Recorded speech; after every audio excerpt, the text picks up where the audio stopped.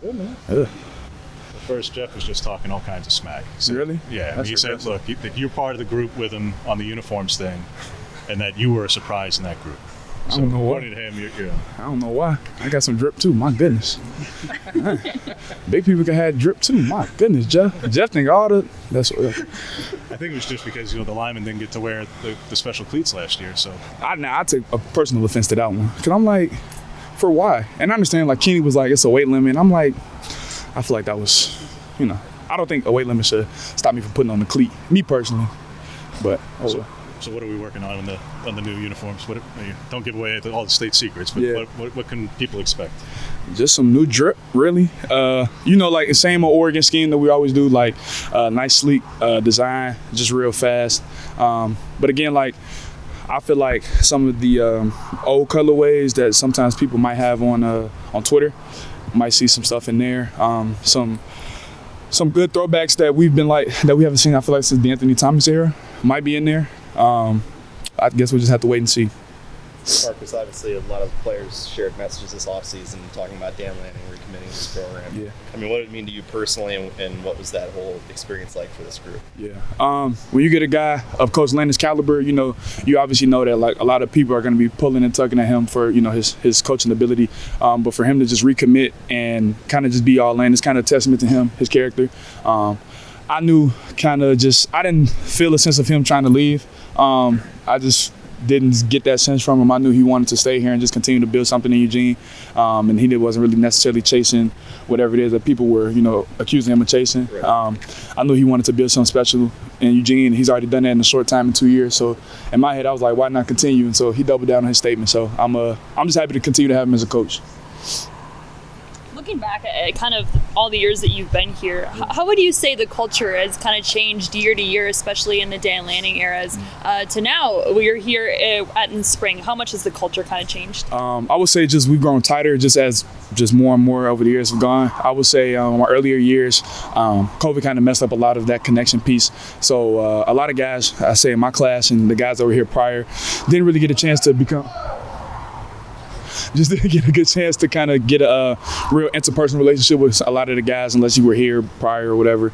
And so that kind of messed up opportunities like me to get closer with some guys. But, we had to make do what to do. And then just as, the restrictions got lifted and, the new Lanning and staff came in, we just gotten tighter. And so it's kind of sad, again, like I said, when you see guys like, for me, it was like Steve Stevens, who in a short time I grew close with, and then now he's, on to bigger and better things. But that's, but I would just say just a culture of just connection and being one to be there for your brother on a day-to-day basis, whether it's in your personal life or just, in football.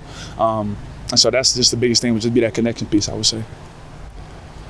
What were you working on down in Miami at Redline? What were you spending time on this week? Just everything. Just keeping myself agile, working on my strengths, obviously, and just trying to point out my weaknesses, making sure that going into spring ball, I got a game plan for what I wanted to attack, and making sure I was fine-tuning those things up early on in Miami, and just enjoying myself. We work, Coach Terry says all the time, we work too hard to not have fun. But, still got to treat it like a pro. And so I was just, having some fun out in Miami with some friends. And shout out to my man, Zach Moore. And I was out there just hanging out with him and then getting to working on the side. So just continuing to just tighten up my craft. Trying to get your weight up, down? I'm kind of just staying the same. What I finished off the winter session was like around that 317 range. And I feel like for me, that's a great fighting weight. I feel like for me to be able to show off my athletic ability and just continue to fine-tune myself in the run game. I feel like I could do that at this weight and at this fighting stage. So I like this weight that I was at. So you would have changed the comp at all, or did you give it that time? Comp was just trimming down fat as much as possible. You still gotta keep a certain level of mass as an offensive lineman, but make sure it's good fat, not bad fat. And I can feel the difference too. So this has been nice feeling that difference, because you can tell like just year to year how much that changes, and the little things just from cleaning up your diet and things like that. So I feel good right now. What are some of the specific things you're trying to fine-tune and put on tape for next year? Yeah, just continue to show off my athletic ability. I know that's one thing a lot of offensive linemen just do not have. It's just the athletic ability, being able to just have agile feet, great hands, and just that speed and that quickness. And that's something that I pride myself on. So just continue to put myself in a great fighting shape to be able to show that off week in and week out. And just continue to fine-tune those skills and just show my explosiveness and my aggressiveness. So. What does it look like for you positionally so far this spring? Yeah, starting off at left guard, but again, Landon's going to throw some curveball in there. So whenever that happens, I know I'll be ready for it. So just fine-tuning in any position that I need to be thrown in at. Still working at center at all? Yeah, absolutely. Yeah, I'll come out and pre-practice and get some snaps in. So I'm not going to let that die down at all. Going back to just tradition, you talked about it kind of when you guys were looking at the jerseys. Coach Lanning said he wanted to consider tradition when picking a new running back coach. Yeah. What role does tradition kind of play for you guys on the team? Are the guys aware of the tradition? Is it something you think about, have conversations about often? Just what role does it play for you and the team? I would just say the tradition is family. So somebody that we could help make the shift from wherever their previous place at and intertwine them in the family as much as possible. It doesn't matter who it is, as long as they fit into the family. And we'll make them fit into the family. This is what we do. Like, I'm pretty sure ask any transfer in, we got ask my man Cam right over there. But I'm saying everybody in here is like a family member. So whomever it may be, we just know that you got family members over here at the Ducks. And the quicker you can get in here, the quicker you can fit this family atmosphere.